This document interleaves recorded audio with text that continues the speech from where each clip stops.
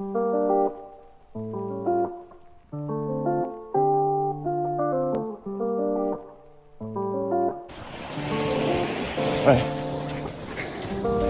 Thumbs up, guy. Here we go. 25 seconds. Running lads, running lads. Yeah, running lads.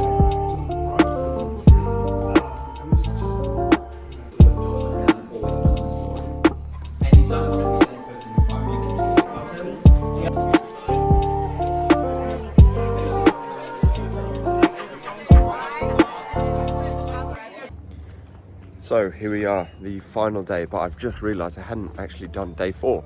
So I'll quickly do a super fast summary.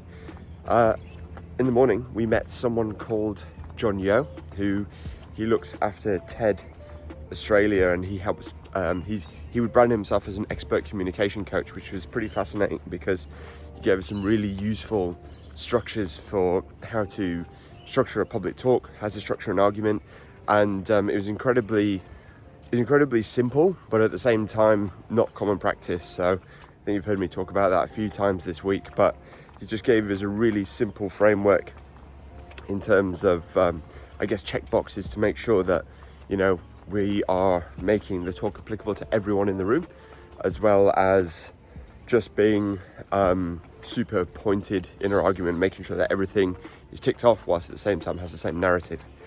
We then spoke to Jenny Dill, who is the CMO of Arnott's. So she gave us an overview of her career in innovation. She's a hardcore food and beverage marketer, so it's quite interesting just hearing how she always has to build a business case and get things moving forward. So it's, I think being on the marketing side is a lot more entrepreneurial than people give it credit for. So it's really interesting to hear that. We then spoke to a guy called Kamal is his name, and he talked to us about a whole range of different things, but the most important one I felt was this notion of flow.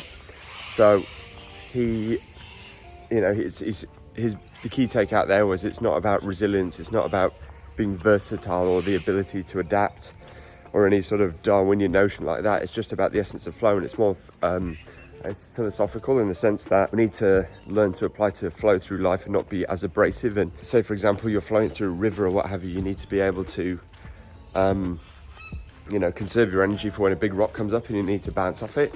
But then also save your energy for the smaller ones that you're passing over was the analogy that he used. So I thought that was absolutely fascinating. And then lastly in the day, we spoke to Sean Hall, who interviewed me at the start of the process actually, and yeah, he was fascinating to talk to him about his story, where he came from, and the most valuable thing I found from that was just identifying what he referred to as his energy vampires, so the things that really take it out of you in a day.